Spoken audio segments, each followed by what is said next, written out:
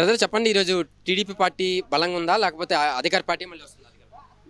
భవిష్యత్తులో నారా చంద్రబాబు మళ్ళీ సీఎం అవుతారు. అది మేము చెప్పదలుచుకున్నాం. రేపు ఎలక్షన్స్లో నారా చంద్రబాబు మళ్ళీ సీఎం అవుతారు. మళ్ళీ ఇప్పుడు జగన్మోహన్ రెడ్డికి ఇంకా భవిష్యత్తు లేదు. మళ్ళీ జైలుకి వెళ్ళిన జగన్మోహన్ రెడ్డి రెడీగా ఉండాలి. ఇంకా ఎందుకు జగన్మోహన్ రెడ్డి పరిపాలన బాగాలేదంట? వాళ్ళు ఏం చేశారని పరిపాలన ఉంది. వాళ్ళు ఏం చేశారు? ఏం చేయలేదు. రోడ్లు లేవు, రాజధాని లేదు, చదువుకున్న ఉద్యోగాలు లేవు. ఏం చేశారు? మళ్ళీ ఓట్లు లేదు జగన్మోహన్ రెడ్డికి. చెప్పండి. అంటే ఈసారి జనసేనతో పొత్తు పెట్టుకున్నారు కదా, సింగిల్గా పోటీ చేసే ధైర్యం లేక పొత్తు పెట్టుకున్నారు లేకపోతే ఏంటి? అదే లేదండి, అంటే పొత్తు వల్ల ఉపయోగాలు ఉన్నాయి. అంటే సీట్లు జనసేన టీడీపీ పొత్తు వల్ల బయట వాళ్ళకి అవకాశం లేకుండా మాకే వస్తాయి సీట్లు. దానిలో 10 సీట్లు బయట వాళ్ళకి వెళ్ళకుండా మాకే వస్తాయి. కాబట్టి పొత్తు పెట్టుకున్నాం అండి. లోకేష్ని పప్పు అంటూ విమర్శలు చేస్తున్నారు అధికార పార్టీ వాళ్ళు, మీరు ఏమంటారు? లోకేష్ గారు ఈరోజు 3650 కిలోమీటర్లు పాదయాత్ర చేశారు.